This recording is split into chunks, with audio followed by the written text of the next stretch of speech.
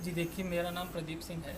मैं तेवड़ी गांव सोनीपत हरियाणा से हूँ और मैंने 7th क्लास तक तो स्कूलिंग गांव से ही करी है।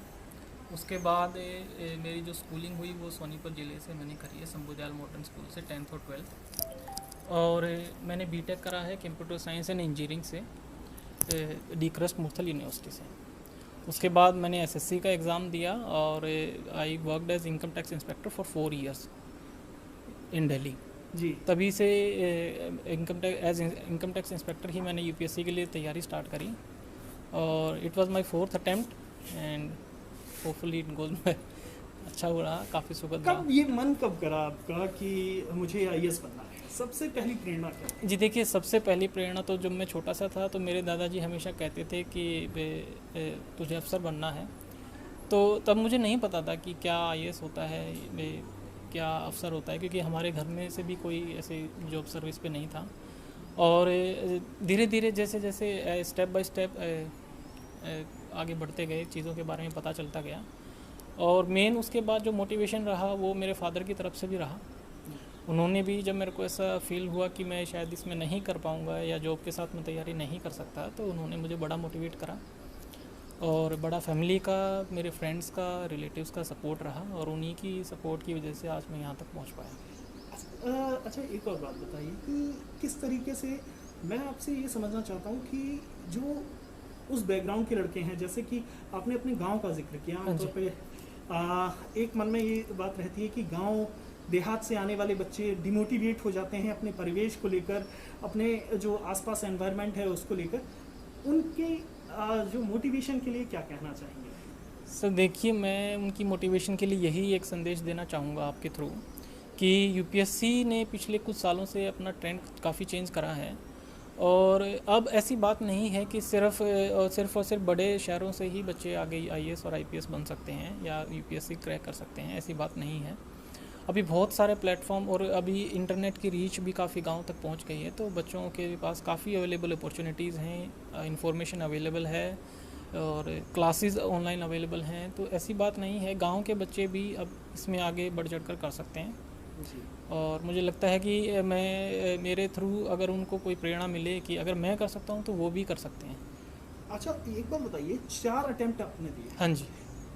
आ, आपको कैसा लग रहा था जब उसमें सिलेक्शन नहीं हो रहा था? कभी डिमोटिवेशन आया? किस तरीके का वो पहले अटेम्प्ट से लेकर 4 अटेम्प्ट का सफ़र हम समझना चाहेंगे? जी देखिए, फर्स्ट जो 2 अटेम्प्ट्स थे उसमें मेरा प्रीलिम्स नहीं क्लियर हुआ था, तो I feel very demotivated. Actually I was also working at the same time, so time की कमी रही, शायद मैं टाइम मैनेजमेंट नहीं कर पाया और उसकी वजह से मैं नहीं, प्रीलिम्स मेरा क्लियर हुआ।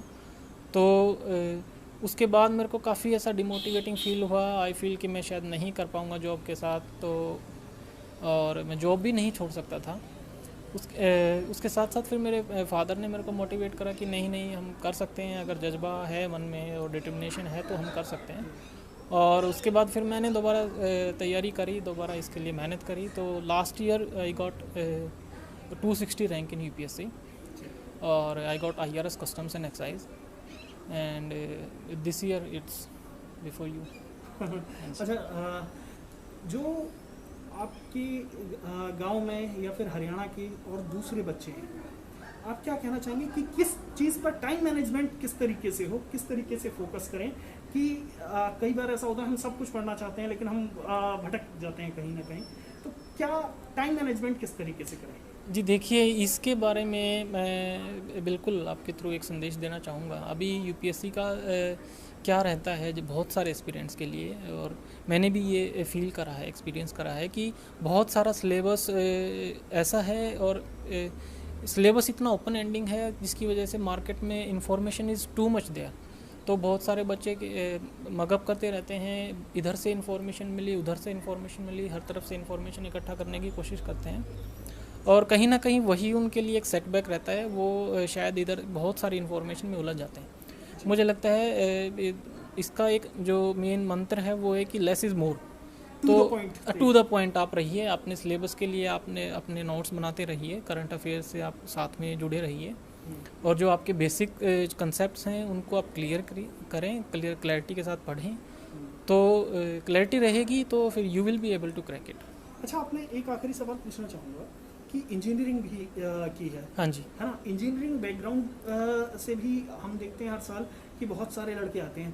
क्या इंजीनियरिंग बैकग्राउंड का फ़ायदा मिलता है, और जो आर्ट्स के बैकग्राउंड के या जो बाकी बैकग्राउंड के बच्चे हैं उनके लिए थोड़ा मुकाबला मुश्किल हो गया, या हिंदी मीडियम वालों के लिए, खासतौर पर जो हिंदी बेल्ट के लोग हैं, हिंदी मीडियम के लोग हैं, उनके लिए समझना चाहूँगा मैं कि क्या अपॉर्चुनिटीज़ हैं? जी देखिए, हिंदी मीडियम और आर्ट्स के बैकग्राउंड के बच्चों के लिए मैं तो नहीं ज़्यादा बोल सकता, मैं इंजीनियरिंग बैकग्राउंड के बच्चों के लिए ही बोलूँगा।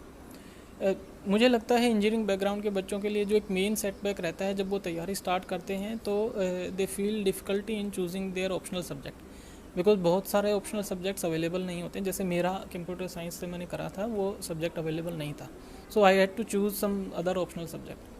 और इसके अलावा बहुत सारे जो इंजीनियरिंग स्टूडेंट्स होते हैं वो दूसरे ऑप्शनल सब्जेक्ट को चूज़ करते हैं, फिर उसके साथ तैयारी करते हैं, तो ये एक मेन सेटबैक रहता है। तो यहाँ पे इम्पोर्टेंट है कि आप अपना ऑप्शनल सब्जेक्ट वाइजली चूज़ करें, ताकि आपको आगे इसमें प्रॉब्लम ना हो और आपको उसको चेंज ना करना पड़े, तो आपका काफ़ी टाइम बच जाएगा।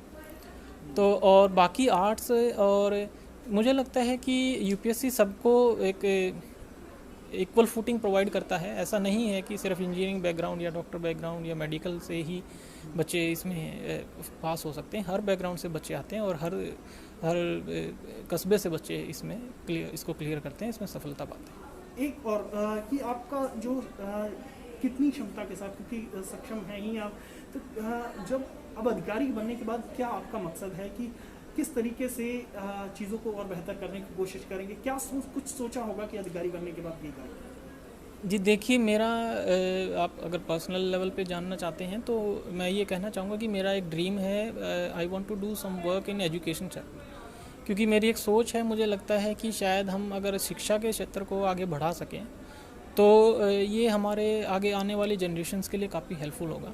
हमारे बहुत सारे टारगेट्स हैं, हम आगे एक बड़ा एक सुपर पावर के रूप में आना चाहते हैं विश्व में।